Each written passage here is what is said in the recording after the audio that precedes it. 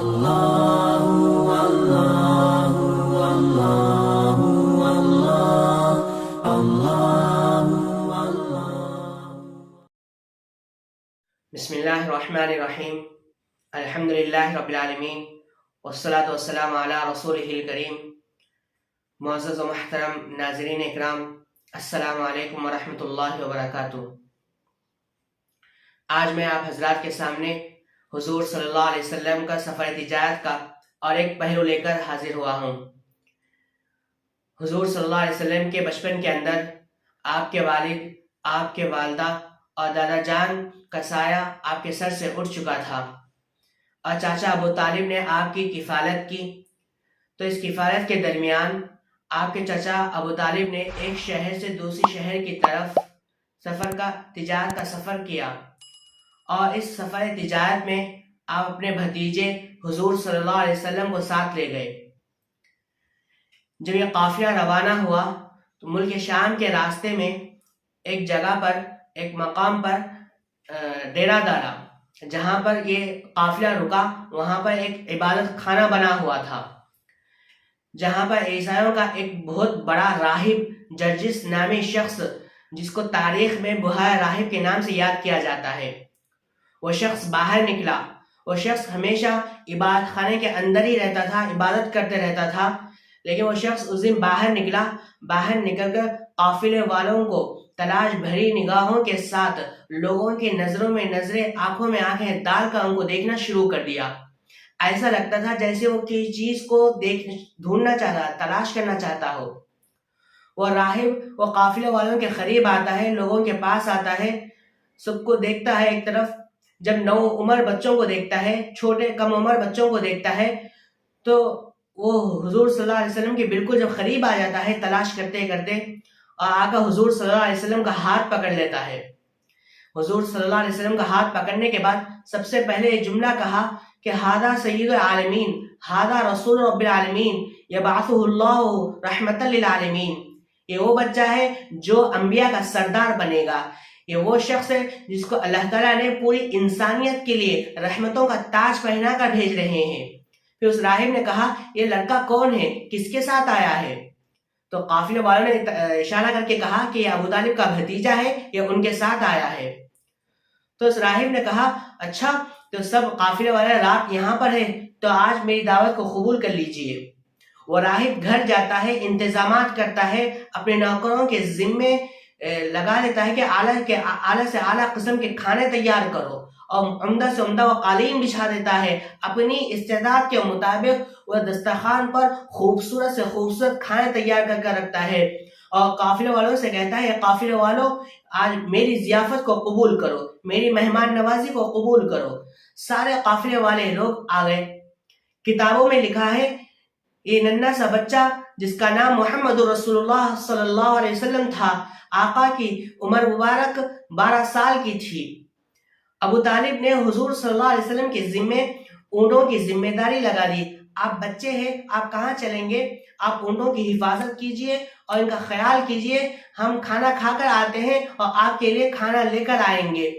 یہ کہہ کر سارے لوگ قافلے والے آگے، اور سب کے سب دسترخوان پر بیٹھ گئے۔ اور میزبان راہب نے کہا، جب تک میں نہ کہوں، جب تک کوئی دسترخوان کی طرف، کھانے کی طرف ہاتھ نہ بڑھائے۔ وہ آ کر سب کے چہرے تکتا ہے، دیکھتا ہے، تلاش بھری نگاہوں سے سب کے نظروں میں نظر ڈال کر دیکھتا ہے، اور پھر خاموش ہو کر پوچھتا ہے کہ وہ خوبصورت بچہ کہاں ہے جس کا میں قافلے میں آ کر ہاتھ پکڑا تھا، وہ بچہ کہاں ہے؟ ابو طالب نے کہا کہ وہ تو میرا بھتیجا ہے، میں اسے اونٹوں کی حفاظت کے لیے، سامان کی حفاظت کے لیے مال میں چھوڑ کر آیا ہوں، چھوڑ کر یہ کہہ کر آیا ہوں کہ ہم کھانا کھا کر آپ کے لیے کھانا لے کر آئیں گے، آپ اس بچے کے بارے میں کیوں پوچھ رہے ہو؟ اس راہب نے حیرت انگیز جملے میں کہا کہ ابو طالب، تمہیں کس نے بلوایا؟ اس قافلے کو کس نے بلایا؟ میں نے تمہاری مہمان نوازی نہیں کی، میں اس یتیم کے چہرے کو دیکھ کر، آثار نبوت سے متاثر ہو کر، اس کے جوتوں کے صدقے تمہاری ضیافت کرنا چاہتا تھا۔ تم کیا سمجھتے ہو میں تمہیں کھانا دینا چاہتا ہوں؟ میری محفل سے اٹھ جاؤ، اور جب تک وہ بچہ نہ آئے، جب تک میں کسی کو کھانا دینے کے لیے تیار نہیں ہوں۔ ابو طالب اٹھے، اٹھ کر حضور صلی اللہ علیہ وسلم کے پاس گئے، کہا بیٹا چلو، تو نہ ہوتا تو دنیا ہمیں روٹی نہیں دیتی۔ اللہ کے رسول صلی اللہ علیہ وسلم ابو طالب کے ساتھ دونوں ایک ساتھ چل کر آ رہے ہیں، باہر تپتی دھوپ میں دونوں ایک ساتھ چل کر آ رہے ہیں۔ اس میزبان راہب نے قافلے والوں سے کہا، دیکھو دیکھتے نہیں اس بچے کے سر کے اوپر بادل کا ایک ٹکڑا سایہ کر رہا ہے، کسی کے سر پر کوئی سایہ نہیں ہے، اس بچے کے سر کے اوپر سایہ کر رہا ہے بادل کا ٹکڑا ہے۔ حضور صلی اللہ علیہ وسلم دسترخوان پر وہ قافلے والے درخت کے نیچے بیٹھے ہوئے تھے، سائے میں، درخت کے سائے میں، ایک طرف درخت جھکا ہوا تھا، سائے میں بیٹھے ہوئے تھے قافلے والے۔ حضور صلی اللہ علیہ وسلم وہاں پر آئے، وہاں پر اللہ کے رسول صلی اللہ علیہ وسلم جگہ نہیں ملی سائے کے اندر درخت کے، تو اللہ کے محبوب صلی اللہ علیہ وسلم درخت کے دوسری طرف جا کر بیٹھے جہاں پر دھوپ تھی۔ حدیث میں آتا ہے حضور صلی اللہ علیہ وسلم جیسے ہی وہاں جا کر بیٹھے، وہ درخت قافلے والوں کے پاس سے ہٹ کر حضور صلی اللہ علیہ وسلم کی طرف جھک گیا، اور درخت کا سایہ حضور صلی اللہ علیہ وسلم کے پاس آ گیا اور قافلے والوں کے پاس دھوپ آ گئی۔ اس راہب نے کہا، دیکھو دیکھتے نہیں بچہ یہ کتنا عظیم بچہ ہے، جس کو درخت سایہ کرتا ہے، اس کو درخت سایہ کرتے ہیں اور بادل کے ٹکڑے سایہ کرتے ہیں، یہ عظیم بچہ ہے۔ پھر وہ راہب نے کہا، تم لوگ جب آئے تھے، جب یہ قافلہ جب آیا تھا تو مجھے کچھ انوارات تجلیات محسوس ہوئے، میں اس تلاش کرنے کے لیے میں باہر نکلا اور قافلے والوں کے ساتھ، تم لوگوں کے ساتھ یہ آسمان کے بادل کے ٹکڑے بھی قافلے والوں کے ساتھ چل رہے تھے۔ میں نے سوچا کہ کس آدمی کی وجہ سے یہ قافلوں کے ساتھ یہ بادل چل رہے ہیں، کس آدمی کی وجہ سے۔ میں نے دیکھا کہ کس کی وجہ سے یہ جھاڑ، یہ درخت جھک رہے ہیں، کس کی وجہ سے پتھر جھک رہے ہیں، کس کی وجہ سے یہ انقلابات پیدا ہو رہے ہیں۔ میں سوچ رہا تھا، تلاش کر رہا تھا، اسی وقت مجھے یہ بچہ نظر آیا۔ اسی لیے میں کہتا تھا، یہ بچے کی وجہ سے میں ضیافت کرنا چاہتا تھا، میزبانی کرنا چاہتا تھا، اسی وجہ سے۔ پھر اس راہب نے کہا، ابو طالب اس بچے کو کہاں لے کر جا رہے ہو؟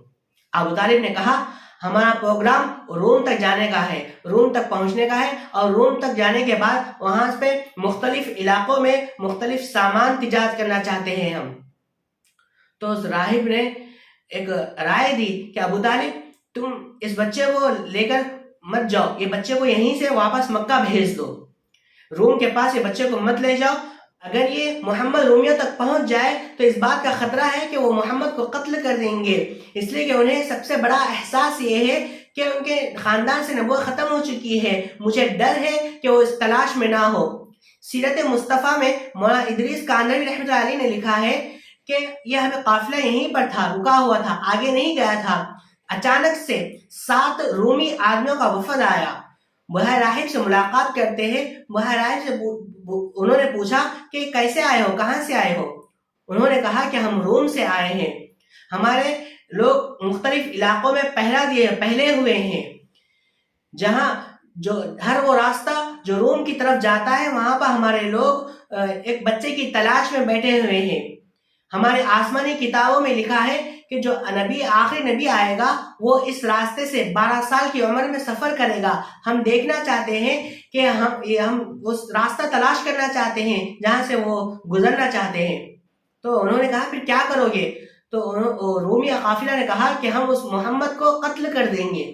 یہی بات جو بحیر راہب نے ابو طالب سے کہا تھا، اسی موقع پر یہ قافلہ آ گیا۔ حضور صلی اللہ علیہ وسلم کا قافلہ اندر، ان کی میزبانی کی جا رہی ہے، وہ اندر ہے، اور یہ رومی قافلہ باہر کھڑا ہوا ہے۔ بحیر راہب نے کہا کہ اللہ کے تقدیر کے فیصلے بڑے غالب ہوتے ہیں، آدمی مقدار اور تقدیر کے فیصلوں کا مقابلہ نہیں کر سکتا۔ اس رومی قافلے والوں سے کہا راہب نے کہ تم تلاش مت کرو، تم مکہ واپس مت جاؤ، راستے میں تلاش مت کرو، آپ یہیں سے لوٹ جاؤ۔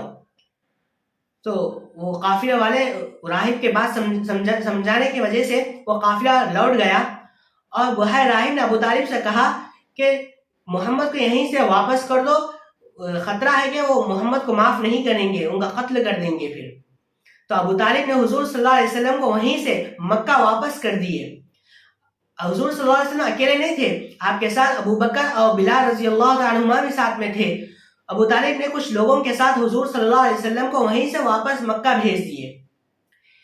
میرے دوستو، یہ اللہ کے نبی صلی اللہ علیہ وسلم کا زندگی کا پہلا سفر تھا.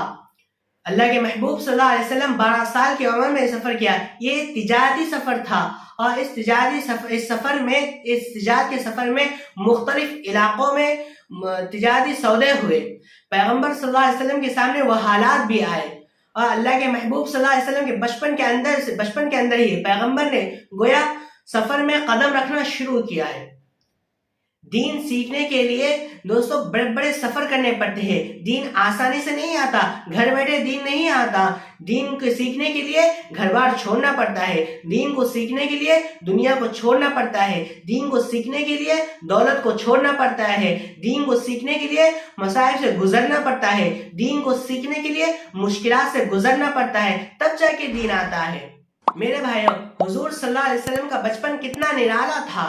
حضور جس قافلے والوں کے ساتھ ہے تو اس قافلے والوں کی عظمت بڑھ جاتی ہے. حضور ہے تو اس قافلے والوں کو حضور کے صدقے کھانا نصیب ہوتا ہے. حضور نہ ہو تو قافلے والوں کو دنیا ایک وقت کی روٹی تک نہیں دیتی.